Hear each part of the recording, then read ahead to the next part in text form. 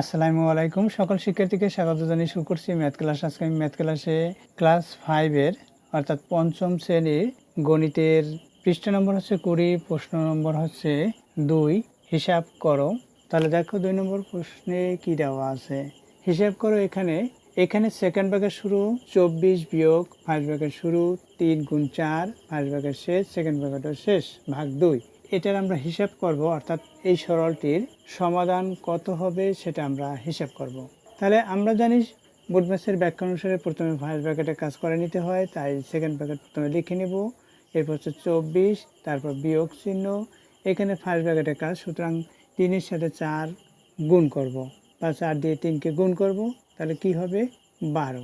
Bracket শেষ করি, এখানে শুধুমাত্র সেকেন্ড ব্র্যাকেট থাকবে, ফার্স্ট ব্র্যাকেট শেষ, ফার্স্ট ব্র্যাকেটের কাজ। এরপর হচ্ছে ভাগ চিহ্ন, এরপর হচ্ছে 2 ইকুয়াল দেই। 24 থেকে 12 বিয়োগ করি, তাহলে 12 হবে। দেখো এখানে সেকেন্ড ব্র্যাকেট একটি অঙ্কে হয়ে গেল, সুতরাং এখানে সেকেন্ড ব্র্যাকেটের প্রয়োজন নেই। একটি অঙ্কে সাধারণত সেকেন্ড ব্র্যাকেট দেওয়ার প্রয়োজন হয় না, অর্থাৎ একটি সংখ্যায় সেকেন্ড ব্র্যাকেট দেওয়ার প্রয়োজন হয় না। এখানে ভাগ 2, এই ভাগ চিহ্ন দিয়েছি, 2 লিখেছি। এখন 2 এর গুণের নামটা পড়ব, কত হবে 6 হবে, 6 দুগুণে 12, তাই নির্ণয় সরল মান 6। এখানে দেখো কি হবে, এখানে আমরা বোর্ড ম্যাথের ব্যাখ্যা অনুসারে জানি প্রথমে ভাগের কাজ, সুতরাং এই দুটা ভাগ।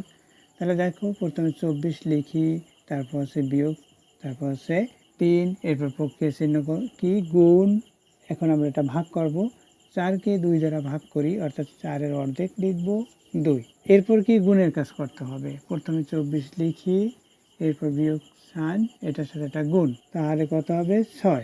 এরপর আমরা কি করব, বিয়োগ করব, তাহলে কি হবে 24 থেকে 6 বিয়োগ করি 18 হবে। তাহলে নির্ণেয় সরল মান 18। আশা করি অঙ্ক দুইটির সমাধান বুঝতে পেরেছো। এতক্ষণ ম্যাথ ক্লাসের সাথে থাকার জন্য সকলকে ধন্যবাদ জানিয়ে আজকের মতো বিদায় নিচ্ছি।